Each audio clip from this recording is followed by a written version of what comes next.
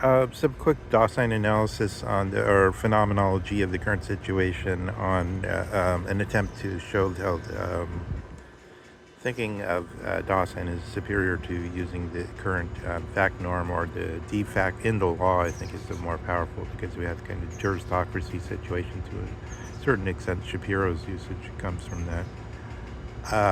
De facto as against de jure, which gives the distinction some dignity, but the actual distinction is just a chaos because it's simply, uh, um, if there's no distinction between logical thinking on the one hand and what the immediate impulses want in terms of pleasure or in terms of reactions.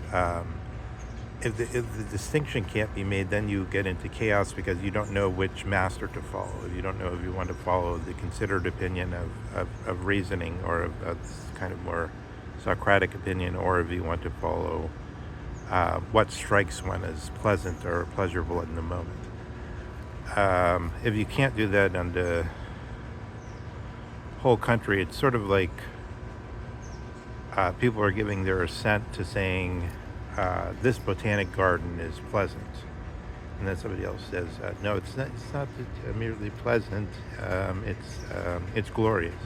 It's glorious." So you're not revering it properly, and only these and these behaviors are allowed here, etc., etc. Then if we only can say that's subjective, and we can't look at it from the Dasein, and then see what the real contest is about and how the culture creates that.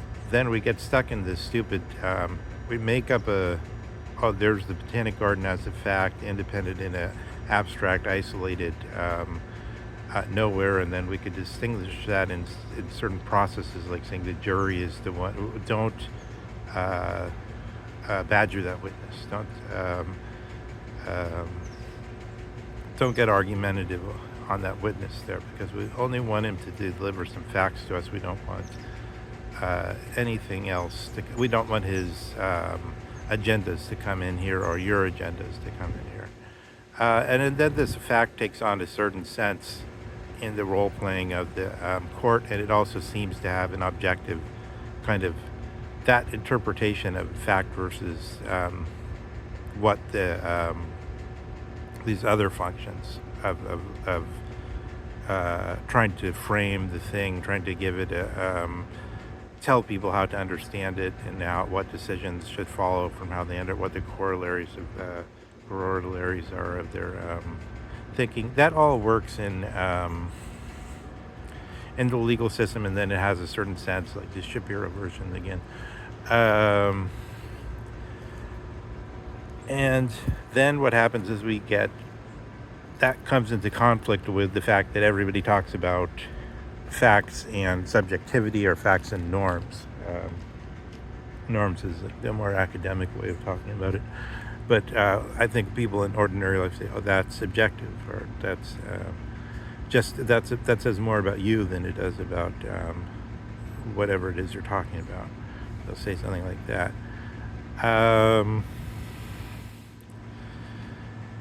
Yeah, when you're stuck in this fact subjective version, then you can't see the immediate object of the what's really under discussion. It's kind of like, what is this place? Is it just a pleasant place, or is it something we should have gratitude? Is it a place of where the telluric forces, the energy is producing something which sustains us, and so that we could say this.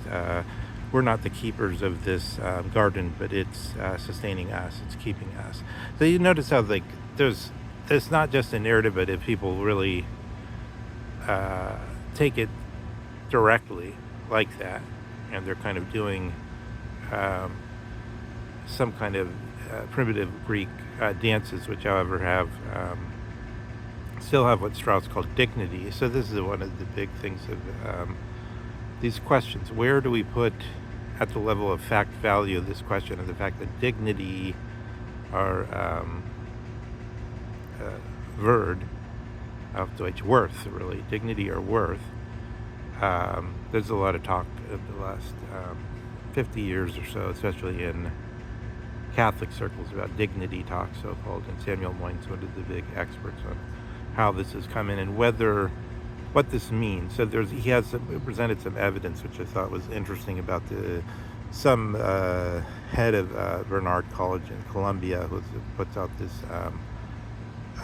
writing programs and things like that, who obviously had a sense of language and understood what they were doing, decided to put in this talk about dignity rather than sanctity. So they replaced it, and then there's this question of why did she do that exactly? And since she has a keen sense of the nuances of language, she must have done that for a reason. But then one opinion comes back is that maybe there was no keen sense to it. But then what Moyne says is that may be true in the American milieu, but it's probably not true in Europe. So, and then we could look and we could see that Carl Schmitt has written about that, and has said it used to be that there was this distinction between Werte or values, or which was said about things, like store of value, economic store of value is Wert,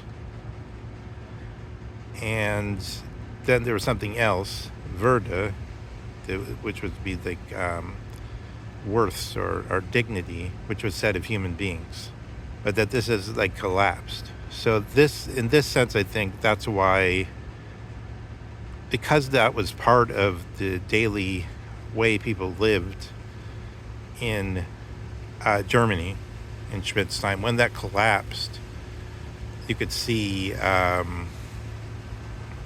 this was a huge deal for intellectuals and people, right? The Frankfurt School and everybody else. But whereas when it came over to the American milieu, it didn't really mean anything. People didn't really know what that meant. But I think that shows how, words are stirring around in Dasein, and it's not this simple matter of somebody imposing an interpretation or of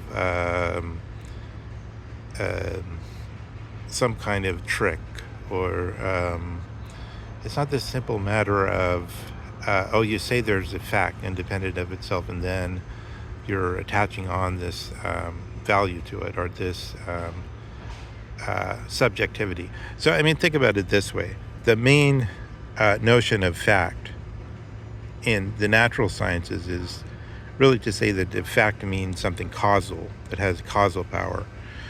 But it's the brilliance of Leo Strauss's simplicity, which is what he says: the fact value split in this way, or fact norm split, doesn't work simply because people can act causally, efficaciously on the basis of moral reasoning. So these people take decisions on these normatives or on this subjectivity. So the distinction itself, it's something that has, within certain limits, is a useful machine, but when it spreads out into the culture, it makes all sensible discussion misses what we see when we do Dasein phenomenology, and then we see more clearly what's happening.